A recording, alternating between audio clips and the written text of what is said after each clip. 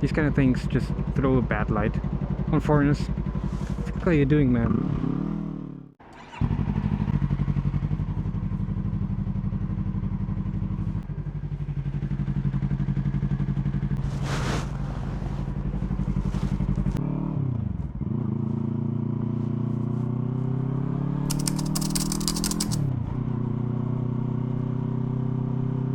Let's just drive into Shibuya.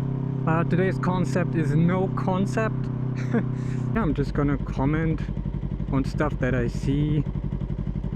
You know, interesting stuff, maybe not so interesting stuff, maybe pretty normal stuff.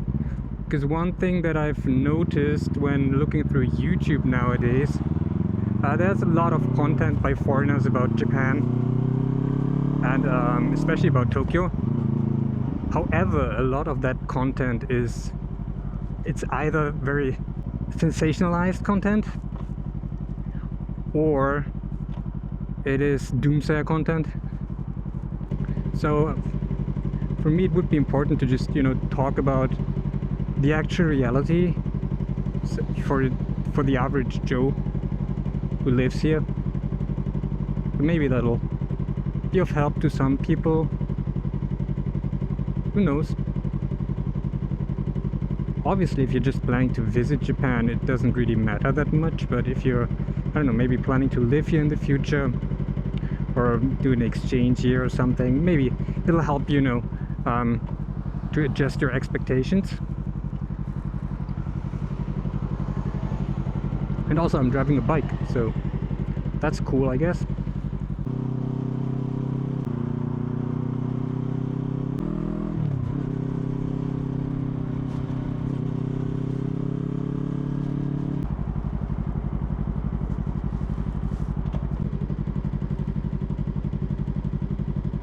It's not red for you, is it?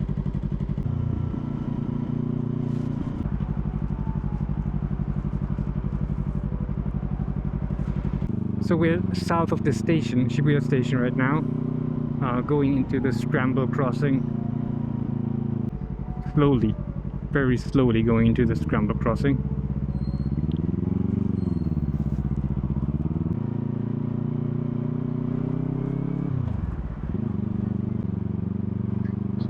Oh wow, it is packed.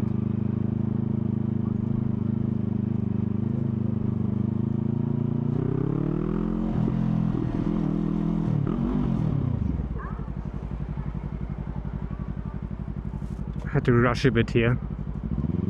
Yeah, I can see it already. Most of the people here are tourists, foreign tourists. It has become a bit of an issue recently. So many tourists, especially, you know, since during Corona there were no foreign tourists whatsoever because there was a travel restriction, right? And now you can feel a bit of a tourist fatigue when it comes to how the local Japanese people feel, because it's just, you know, from 0 to, what is it now, like 40 million a year. It's a lot. It's a lot of tourists. Just look at it. It's Tuesday evening, it's like 7. And I remember during Corona when coming here, it was completely empty. It was almost like a ghost town. So I guess on the one side it's good for the economy, you know, money, but you have so many tourists now that might not know too much about Japanese customs.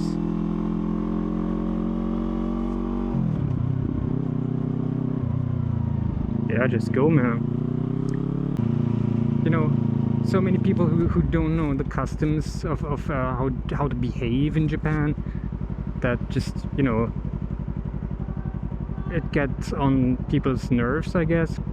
I can understand, you know, if you come to Japan for a few weeks and it was cheap, you don't learn the language, you don't learn how to behave in every situation. It makes sense, but it used to be that way, right? Like foreign tourists who came here, that includes me back in the first time I came here in 2010 or something. I did my research. I didn't want to, be a burden to the people here, and more importantly, didn't want to feel embarrassed about my behavior. Japan has become so accessible.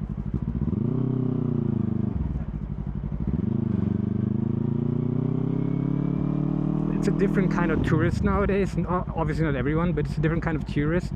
Again, they're like, as I mentioned, they come here for 2 weeks, 3 weeks. Maybe they were never really planning their whole life to come to Japan. It was just something that basically, everybody's doing it right now. It's cheap, so let's just do it. And that just leads to, people just not caring as much as they used to. That's at least my theory.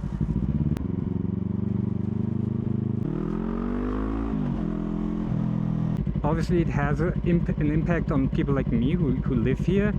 Some locals can't distinguish, so they don't distinguish between the tourist who's here for 2 weeks and behaves like shit, and people actually working here, paying taxes, having families here. They don't make that distinction sometimes.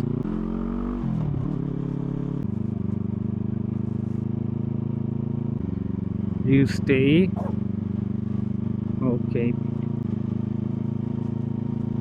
Yeah, it's not that full. It's not that full. Scramble Crossing is obviously packed. It is always packed. But aside from that,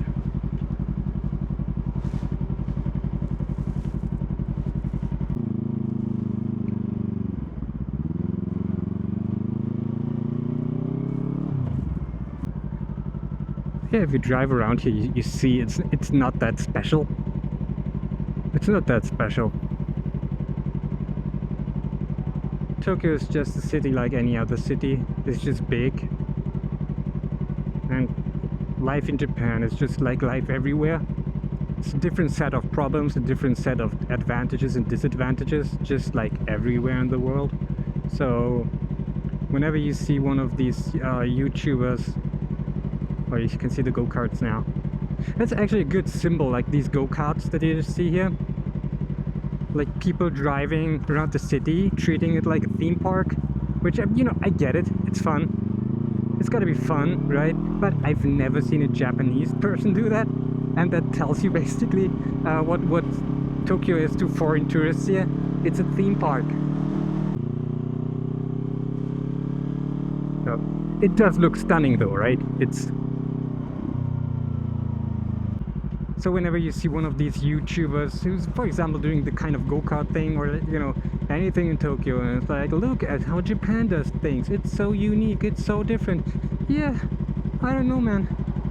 It might be different, but it doesn't mean it's like specifically unique in that sense.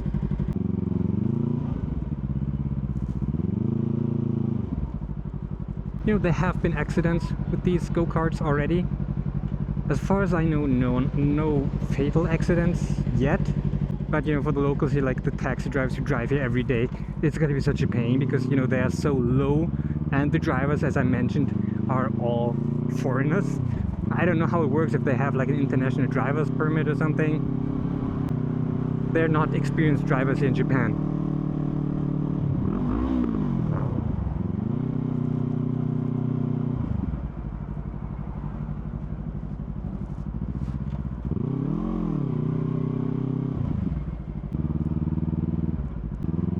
I get that it's fun for those people, but I'm not a big fan of it from a safety standpoint. But maybe that's just me being old, who knows? Obviously I've never done it. Maybe I should do it. I can disguise as a tourist.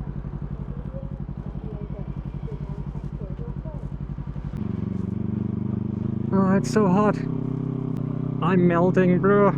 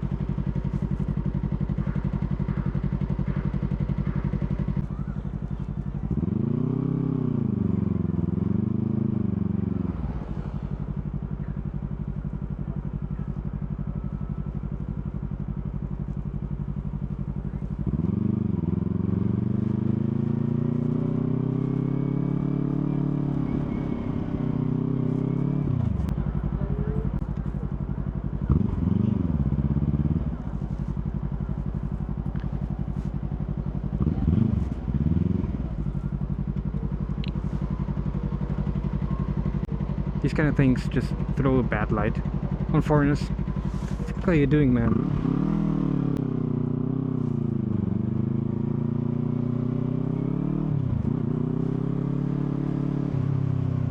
That's the kind of thing I mean, right? I mean, obviously it's just a kid, but that's not something you would do here. You wouldn't see a Japanese person do that unless they're like super drunk in the city, right? And it's just, you know, it's just bad manners.